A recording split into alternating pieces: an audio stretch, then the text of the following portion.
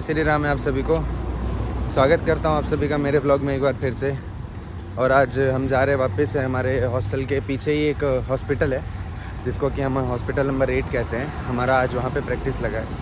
तो आज का दिन ना कुछ अजीब सा दिन था। हमें सुबह यूनिवर्सिटी साइड बुलाया गया, वहाँ पे एक कॉन्फ्रेंस मीटिंग थी और फिर अब हमें हॉस्पिटल बुलाया जा रहा। पता नहीं चल रहा कि वो क्या रहा है। सुबह एकदम शॉर्ट नोटिस पे उन्होंने हमें उस साइड बुलाया था, लेकिन खैर हम नहीं गए थे तो कोई बात नहीं। और फिर हमने सोचा कि हमें जाना ही है हॉस्पिटल प्रैक्टिस में, तो डायरेक्ट वहीं जाएंगे, वहाँ जाके क्या ही करेंगे। तो फिर हम नहीं गए वहाँ और अभी फ़िलहाल मैं और जैनम जा रहे हैं हमारे हॉस्पिटल प्रैक्टिस में।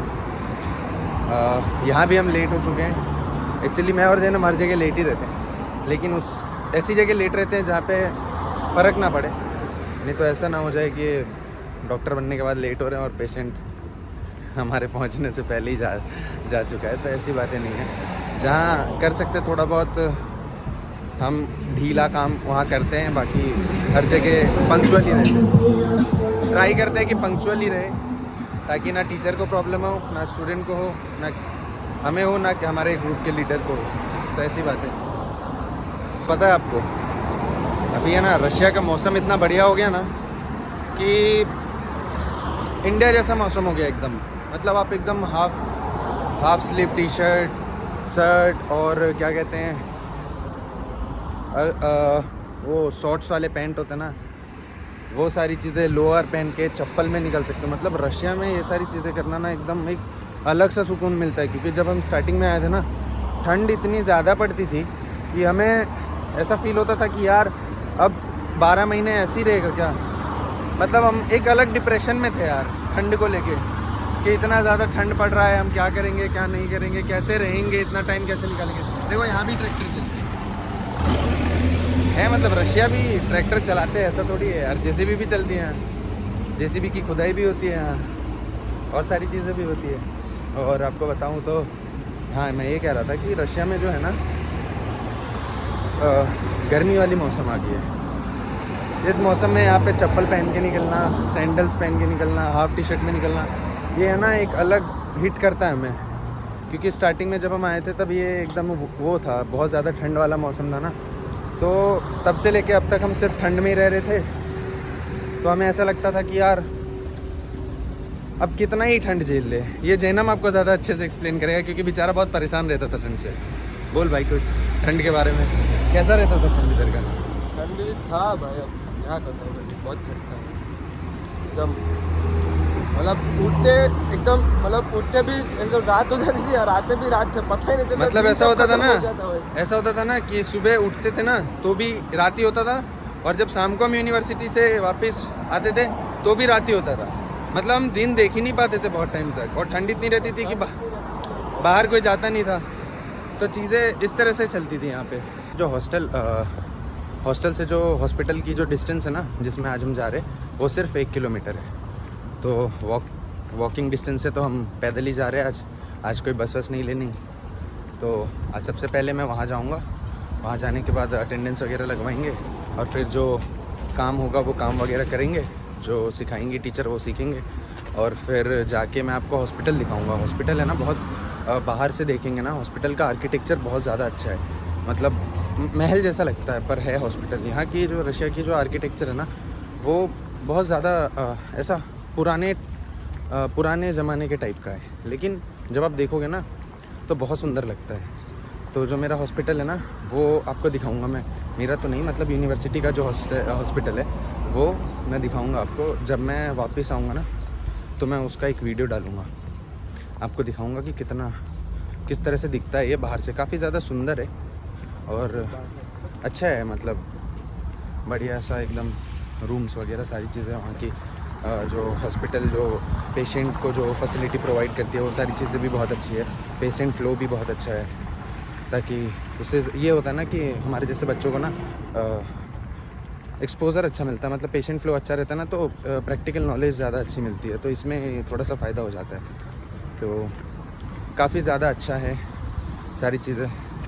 और हमें लगा था यार कि हमें डायरेक्ट 24 को जाना है, लेकिन हमारे टीचर ने कहा कि आपको हम रोज़ बुलाएंगे और रोज़ आपको आना होगा हॉस्पिटल। और रोज़ कुछ ना कुछ आपको सिखाएंगे और उसके बेसिस पे एक डायरी मेंटेन करनी होती है, तो वो डायरी वगैरह मेंटेन करेंगे, बनाएंगे, ये सारी चीज़ें रहती है हॉस्पिटल प्रैक्टिस में। और लास्ट में फिर उसका जांचोत मिलता है। जांचोत मतलब कि आप पास्ड हो नहीं हो, तो उसके बेसिस पे हमें जांचोत मिलती है, तो जांचोत वगैरह लेंगे। लास्ट टाइम आपको दिखाऊंगा लास्ट क्लास में क्या कैसे जांचोत मिलता है, क्या होता है।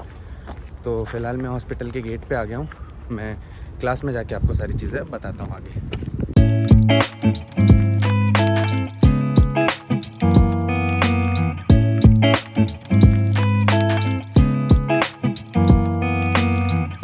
ये जैसा कि आपने वीडियो में देखा, तो ये जो है ना, ये मेन बिल्डिंग है हमारे हॉस्पिटल की, जो हॉस्पिटल नंबर 8 है, ये इसका मेन बिल्डिंग है। तो हमें पहले लगा कि हमारा क्लास यहीं पे है, लेकिन क्लास यहाँ नहीं है, हमारा क्लास दूसरे बिल्डिंग में है। हॉस्पिटल यही है पर बिल्डिंग दूसरी है, मेन बिल्डिंग में नहीं है। तो अभी फ़िलहाल हम जाएंगे मेन बिल्डिंग की तरफ, मतलब जिस बिल्डिंग में हमारा क्लास है वहाँ जाएंगे। तो अभी फ़िलहाल वहाँ के लिए जा रहे हैं हम।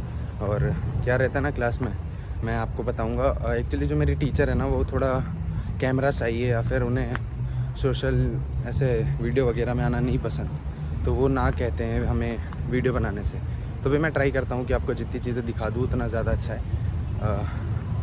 तो आज भी वही ट्राई करूँगा कि अगर मेरे को मौका मिला तो मैं मोमेंट्स कैप्चर करूँगा, जो भी रहेंगे, जो हमें सिखाया जाएगा, वो सारी चीज़ें आपको बताऊँगा। और अगर मैं नहीं कर पाया तो मैं क्लास के बाद जब आऊँगा बाहर, तो मैं आपको बताऊँगा कि क्या क्या चीज़ें आज हमें सिखाई गई है, क्या कैसे कराया गया है ना। तो चलो मैं मिलता हूँ आपसे। हमें हॉस्पिटल की बिल्डिंग नहीं मिल रही थी, तो लास्टली हमें अविनाश को फ़ोन करना पड़ा। अविनाश आया हमें नीचे लेने के लिए। देखो इसको यार, अलग ही रॉब में चलता है। क्या करवा रही है मैम? और देखो यार, अविनाश इतना अच्छा लड़का है यार, हमको लेने के लिए आया यार। अरे कल भी यही शर्ट पहना था, आज भी यही शर्ट पहना है।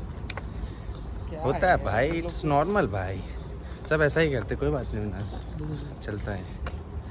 हाँ, क्या करवा रही है? हॉस्पिटल कम भूल भुलैया ज़्यादा है। देखो ये खुद बेचारा भूल जाता है। क्या करवाया क्या मैम ने अभी तक? अभी CPR करवाई थी प्रैक्टिस और चोकिंग।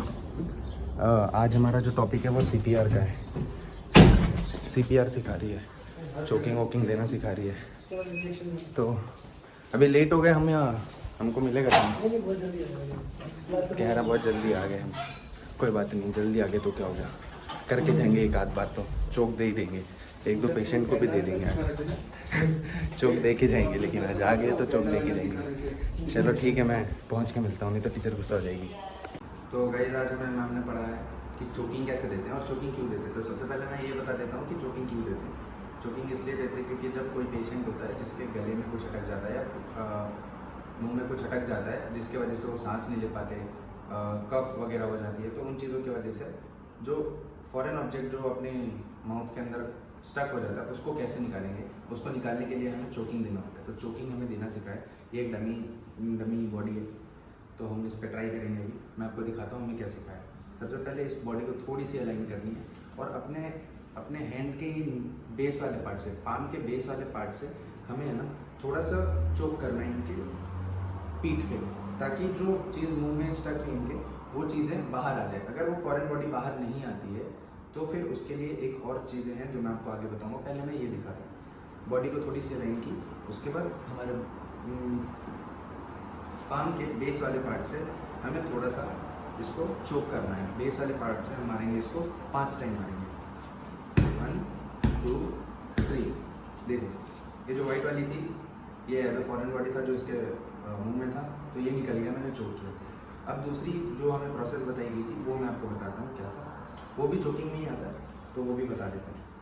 जो बॉडी होती है, पास में जाए, जो बॉडी होती है उसकी जो ये वाली पार्ट होती है और जो नाभि होती है, ठीक है, इसके और इसके बीच में यहाँ पे इस पे हमें प्रेशर लगाना है। ठीक है, कैसे प्रेशर लगाएंगे? हमारा जो फिस्ट होगा उस फिस्ट को हम ऐसे करेंगे, इस शेप में लाएंगे फिस्ट को, और इसको इस वाले पार्ट को हम इसके यहाँ पे लगाएंगे। यहाँ पे लगाने के बाद हमारा जो दूसरा हैंड होगा उसको यहाँ लगाएंगे और बॉडी को हल्का सा उठा के इसको चोक करेंगे, ऊपर की तरफ चोक करेंगे, ऊपर की तरफ 5 बार चोक करेंगे, जिसमें वो फॉरेन बॉडी निकल जाएगा। तो जैसा कि आप देख सकते हो, जो फॉरेन पार्टिकल इसके मुंह में स्टक था, जिसकी वजह से सांस नहीं ले पा रहा था बेचारा, बहुत तकलीफ में था, उसकी तकलीफ मैंने दूर कर दी। और यही था चोकिंग जो मैंने आज हमको सिखाया। तो गाइस जैसा कि आपने देखा मेरे क्लासेस वगैरह ख़त्म हो चुके हैं और क्लासेस ख़त्म हो गए और जो चीज़ मेरे को सिखाई गई आज चोकिंग, तो एक्चुअली हम थोड़ा लेट हो गए थे लेकिन फिर भी मैम ने हमें थोड़ा सा एक्स्ट्रा टाइम दे के काफ़ी ज़्यादा अच्छी टीचर है वो, टीचर है डॉक्टर है पता नहीं, पर हमारे लिए तो टीचर ही है क्योंकि हमें वही पढ़ाती है इस बार। तो जो भी है उन्होंने सारे बच्चों के जाने के बाद थोड़ा सा हमें एक्स्ट्रा टाइम दिया, हमें सारी चीज़ें समझाई। फिर मैंने उनसे पूछा कि क्या मैं वीडियो ले सकता हूँ, वीडियो की परमिशन ली मैंने।